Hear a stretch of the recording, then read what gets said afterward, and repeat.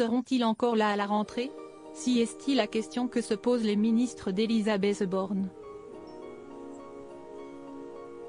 À l'approche des vacances d'été, tous ne sont pas certains de retrouver leur ministère en septembre.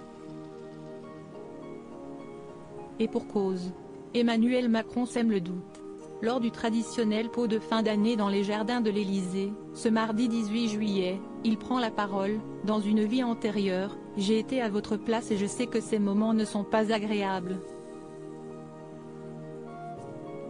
Il faut prendre beaucoup de distance. » Et ajoute, « Merci aux familles. Car je sais combien celles et ceux qui partagent vos vies portent une partie de la contrainte des vicissitudes que vous avez à subir. » Si ces ministres craignent un remaniement, encore faut-il que le chef de l'État et sa première ministre se mettent d'accord sur les noms qui composeront un éventuel nouveau gouvernement. Ça change toutes les minutes, glisse un confident du chef de l'État aux Parisiens.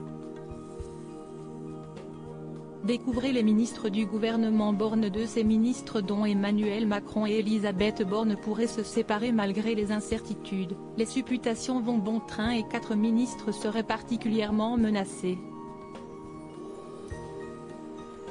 La première, Marlène Schiappa.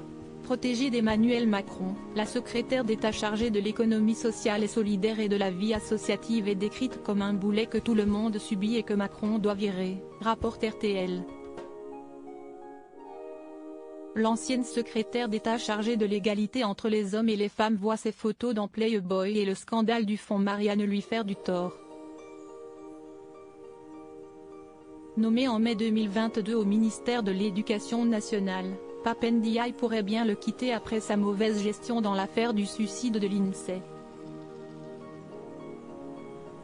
Le ministre de la Santé et de la Prévention François Braun est également sur la sellette, ainsi qu'Olivier Klein, ministre délégué chargé de la Ville et du Logement de France.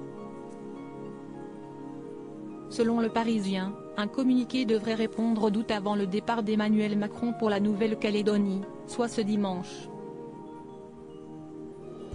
Crédit photo, Stéphane Le Mouton.